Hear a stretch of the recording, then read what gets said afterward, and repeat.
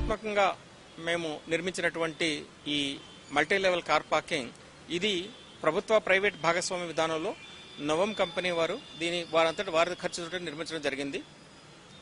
దాదాపు 100 కోట్లు ఖర్చు పెట్టి ఈ ప్రాజెక్ట్ని వారు చేయడం జరిగింది.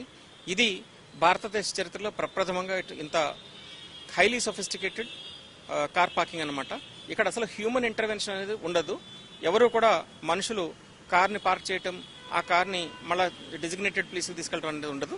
ఇది భారతదేశంలో ప్రప్రథమంగా ఇట్లా జరిగింది.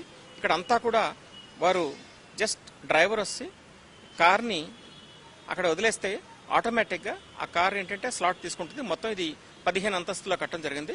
అందులో 10 అంతస్తులు దీనికి పార్కింగ్ కోసం, కొన్ని క్రింద కొన్ని పైన కేటాయించడం జరిగింది.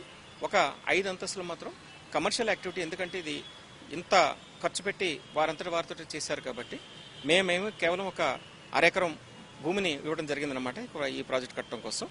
సో దాన్ని వారు ఓవర్ పీరియడ్ ఆఫ్ టైం, అంటే ఇనీషియల్గా కొన్ని నష్టాలు వస్తాయి, కానీ వారంతా మొత్తం మీద ఎంతో కొంత వారికి పెట్టుబడికి రావాలి కాబట్టి, కొంచెం ఆదాయం రావాలి కాబట్టి ఈ 5 కమర్షియల్ ఫ్లోర్స్లో ఇందులో 2 ఫ్లోర్స్లో థియేటర్స్ ఉన్నాయి. 2 థియేటర్స్ ఉన్నాయి. ఆ 2 కూడా మంచి అత్యాధునికమైనటువంటి హైదరాబాద్లో ఇంతవరకు మీరు చూడనటువంటి థియేటర్స్ ఉన్నాయి.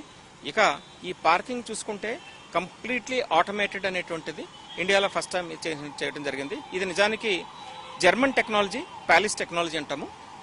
అంటే పజిల్ పార్కింగ్ అన్నమాట. ఆటోమేటిక్గా మీరు అది ఎక్కడ చూసుకుంటుంది, స్పాట్ చూసుకుని దానంతట అదే వెళ్ళిపోతుంది అనమాట. దానికి ట్రాన్స్పాండర్స్ అవి ఉంటాయి. సో అది ఈ టెక్నాలజీని తీసుకురావడం మొత్తం ప్రపంచంలోనే వారు ప్యాలిస్ వారు చేసినటువంటిది 5 నగరాల్లోనే ప్రపంచం అంతా ఉన్నాయి.